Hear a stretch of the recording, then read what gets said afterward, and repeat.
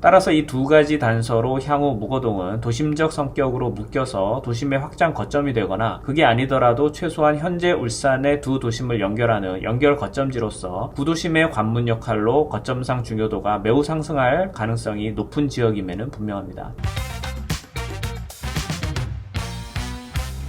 자, 오늘은 울산으로 한번 가보도록 하겠습니다. 오늘 특별히 다룰 물건지는 이 무거동 쪽인데요. 자, 한화포레나 울산 무거 프로젝트입니다. 지금까지 울산 쪽에서는 주로 도심인 옥동과 신정동 물건지들 위주로 주로 해설을 해드렸었는데, 오늘은 이 도심과 행정 경계상 직접 연결이 되어 있는 이 옥동 서편에 위치한 무거동 쪽을 볼 건데요. 자, 우선 이 무거동을 이해하기 위해서 도시의 기본 구조부터 살펴보도록 하죠. 자, 울산 도시기본계획 2035에 따르면 울산광역시 시는 기존의 옥동과 신정동의 단일 도심, 즉 유니코어 구조에서 울주군을 중심으로 하는 듀얼코어 구조로 도시구조의 대대적인 구조 개편을 단행을 하게 됩니다. 자, 그 이유는 바로 동서간 균형 발전인데, 특히 이 울산 전체적으로 봤을 때의 이 경부고속도로와 KTX 고속철도와 같은 국가 규모의 인프라 시설이 대부분 울주군에 몰려 있는데, 이 울산시 구도심의 경우에는 이런 국가 인프라 시설이 있는 내륙에서 한참 동측으로 깊이 들어가 있기 때문에 충분한 국가 인프라 시설의 혜택을 받지 못하고 있는 구조적인 아킬레스건을 가지고 있었습니다. 자, 그러다 보니 새롭게 도시 구조를 설정을 할 때에 더 이상 구도심만을 고집할 것이 아니라 파급력 자체에서 비교가 되지 않는 이 국가 단위의 인프라 시설을 더 적극적으로 활용하기 위해서 이 KTX 울산역과 경부고속도로의 울산 관문격의 이 IC들이 집중이 되어 있는 이 울주군 지역을 새로운 도심으로 설정을 하게 됩니다. 자, 이렇게 새롭게 설정된 울주군의 신도심은 현재 울산 경제자율구역 비즈니스지구, 즉 KTX 역세권 개발구역으로 활발히 개발이 진행 중이고요. 자, 항만도시인 울산과 내륙지역의 교통 인프라를 연결해주는 이 거점 도시화가 진행 중이기 때문에 갈수록 그 영향력이 증가하고 있습니다. 자, 이렇게 도시구조상 도심이 두 개인 듀얼코어 구조인 도시의 이 특징이 있는데, 이 두 도심에 같은 역할을 부여를 하지 않고 각각의 개별적인 역할성을 부여한다라는 건데요. 예를 들면 이 용인 특례시 같은 경우는 처인구의 행정도심, 수지구의 경제도심, 이렇게 행정과 경제를 나눠서 역할 분담 롤을 주고 있죠. 자, 울산 같은 경우는 이 기존 구도심은 용인처럼 행정과 경제 이렇게 구분되기보다는 울산 자체가 자동차, 조선, 석유화학과 같은 해양 수출 관련 사업으로 발전된 도시이기 때문에 기존 도심은 해양 중심의 산업과 경제, 행정을 담당한다면 울주군의 신도심의 경우에는 내륙 경제와 물류를 담당하는, 이제 크게 보면 경인권과 부울경의 해양 경제권을 연결하는 이 관문 역할을 하는 핵심 거점지다라고 볼 수가 있는 거죠. 자, 그럼 이 듀얼코어가 자리 잡게 되는 도시는 머리가 두 개이기 때문에 필연적으로 들어가야 하는 작업이 있는데, 그게 바로 이 두 머리를 연결하는 이 도심 간의 연결성 강화입니다. 자, 각각의 역할을 부여받은 도심 간의 연계성이 확보가 되지 않으면 도시 자체가 효율적으로 작동하지 않기 때문이죠. 자, 이러한 도심과 도심의 연결축은 필연적으로 이 도시의 발전 주축이 될 수밖에 없고요. 도심이라는 위계 지역의 도시 영향 반경이 넓다는 것을 고려했을 때 이 분명 도심 간의 거리가 먼 경우가 많고, 그럼 두 도심을 연결하는 연계 거점이 반드시 필요하게 되는데, 이 울산의 도시 기본 구조를 자세하게 들여다보시면 두 도심 사이에 부도심이 하나 있습니다. 자, 여기가 바로 오늘 설명드릴 무거동입니다. 자, 이 무거동은 두 가지 측면에서 향후 울산시에서 높은 발전 잠재력을 가지게 될 가능성이 높은 곳이다, 이렇게 보는데, 먼저 첫 번째는 지금까지 말씀드렸던 이 코어 간의 연결지상의 이 중간 거점 역할을 할 수 있는 유일한 도시 거점지라는 점, 그리고 두 번째는 기존의 옥동과 신정동 중심의 도심의 도시 확장 가능성인데요. 자, 울산의 도심인 이 옥동과 신정동이 지속적으로 노후화가 진행이 되고, 또 그에 맞춰서 도시 재생 사업도 나름 진행이 되고 있긴 하지만, 이 도시 중심지에 이미 높아져 있는 집가로 인해서 도시 재생, 재건축, 재개발 사업이 그만큼 속도를 내기가 쉽지는 않은 그런 상황입니다. 그럼에도 불구하고 계속해서 투자를 하려는 수요가 여전히 있기 때문에 도심지 외곽 쪽의 가성비가 이 높은 지역으로 자연스럽게 그러한 수요가 이동을 하게 되죠. 자, 현재 나타나고 있는 여러 가지 도시 지표로 봤을 때에, 자, 현재 무거동 쪽이 기존 도심의 영향력이 확대돼 나갈 수 있는 하나의 후보 지역으로 보여지고 있는데요. 특히 현재 진행 중인 옥동, 무거동 신도시급 도시개발 계획의 군집성과 연결성 등을 볼 때에 충분히 가능성이 있다라고 여겨지고요. 따라서 이 두 가지 단서로 향후 무거동은 도심적 성격으로 묶여서 도심의 확장 거점이 거점이 되거나 그게 아니더라도 최소한 현재 울산의 두 도심을 연결하는 연결 거점지로서 구도심의 관문 역할로 거점상 중요도가 매우 상승할 가능성이 높은 지역임에는 분명합니다.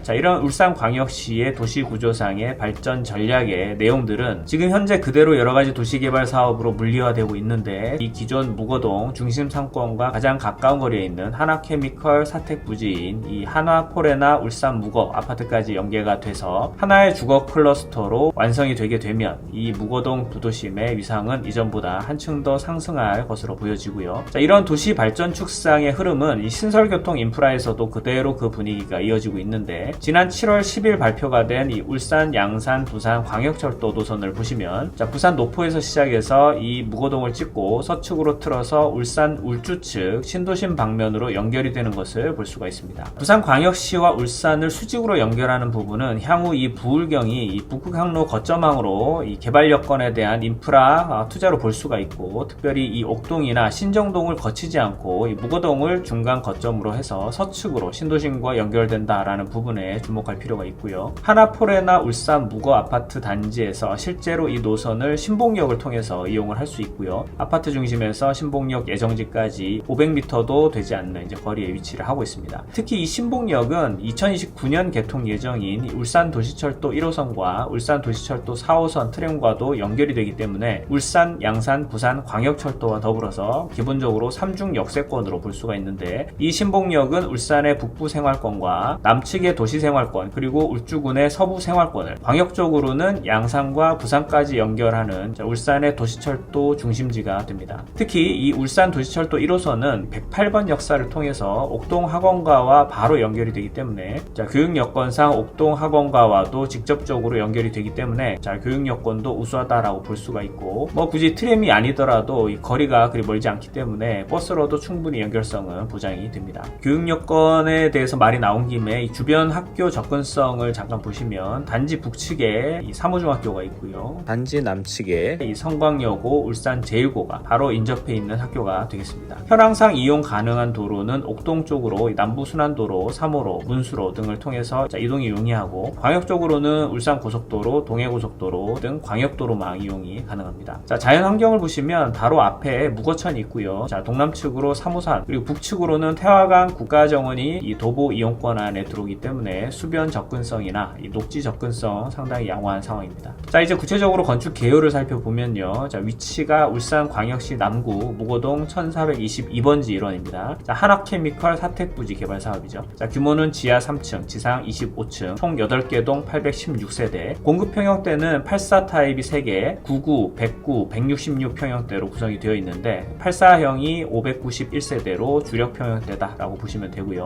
자, 주차는 총 1312대, 세대당 1.6대의 여유치를 보여주고 있습니다. 2028년 입주인데, 이 울산광역시 전체적으로 보시면 올해 2025년부터 전반적으로 공급 부족인 상황이고, 하나포레나 울산무거가 준공이 되는 2028년까지도 공급 부족 상황은 계속될 예정이기 때문에 현 위치에 들어오는 대규모 단지의 상품 메리트가 분명히 보이고요. 자, 울산광역시에 들어오는 첫 번째 포레나라는 브랜드상의 장점과 이 대지 형상이 길기 때문에 판상형으로 구축이 됐을 때의 조망과 채광이 유리하다라는 장점이 있습니다. 자, 단지 편의시설로는 25층 스카이라운지, 3,700제곱미터의 커뮤니티 시설, 그리고 전세대 세대 창고가 배분이 된다라는 특징을 가지고 있습니다. 자, 지난번 콘텐츠에서도 말씀을 드린 바 있지만, 이 부울경 지역은 향후 이 북극항로에 대한 수요가 급격하게 증가하게 되면서 거점 항구화 되게 되면, 자, 항만 인프라 외에도 산업 인프라와 문화 인프라가 함께 증가되게 되면서 상당히 많은 거점항 메리트를 가지게 될 것으로 보이고요. 특히 이 부울경 지역이 거점 항구화 되게 되면, 자, 모든 항구들이 다 역할 분담을 하게 되면서 발전하게 되고, 특히 이 울산 지역에서는 항만과 내륙을 연결하는 두 도심의 연결 거점상 위치하는 이 무거동 의 위상이 계속적으로 상승할 것으로 예상이 되기 때문에 금에 공급되게 되는 하나포레나 울산무거의 높은 가치 상승이 기대가 된다, 이렇게 말씀드릴 수가 있겠습니다.